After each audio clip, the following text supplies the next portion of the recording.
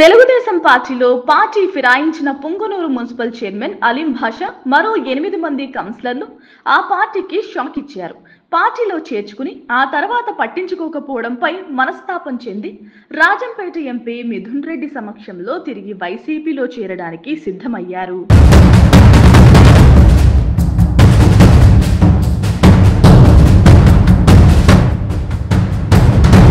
ఈ ఎన్నికల్లో YCP గెలిచిందే 11 assembly, 4 parliament స్థానాల్లో.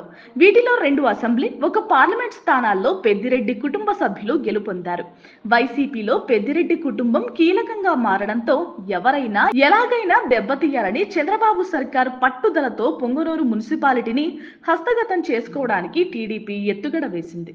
ఇందులో భాగంగా పొంగనూరు మున్సిపల్ చైర్మన్ అలీం భాషాతో పాటు మరో 8 మంది కౌన్సిలర్లను టీడీపీ ఇన్ఛార్జ్ చల్లబాబు పార్టీలో చేర్చుకున్నారు.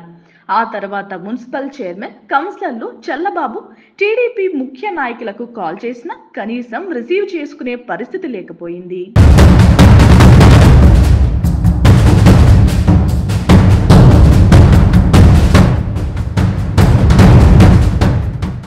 దీంతో తాము మోసపోయామని చైర్మన్, కౌన్సిలర్లకు అర్థమైంది. వైసీపీని వీడి తప్పు చేశామని గ్రహించి ఆ తర్వాత మిథున్ రెడ్డికి రాయబారం పంపారు. మున్సిపల్ చైర్మన్, కౌన్సిలర్లతో మిథున్ రెడ్డి చర్చించి వైసీపీలో చేర్చుకోవడానికి గ్రీన్ సిగ్నల్ ఇచ్చారు. వాళ్ళందరూ రాజంపేట ఎంపీ సమక్షంలో వైసీపీ కండువాలు కప్పుకోవడానికి సిద్ధమయ్యారు. కేవలం టీడీపీ కండువాలు వేయడం, ఆ తర్వాత పట్టించుకోకపోవడం ఇదే తంతు అని పార్టీ మారిన నేతలు వాపోతున్నారు. ఏదేమైనా కనీసం నెల కూడా టీడీపీలో కొనసాగలేకపోవడంపై సర్వత్రా చర్చ నడుస్తోంది. Please subscribe .news.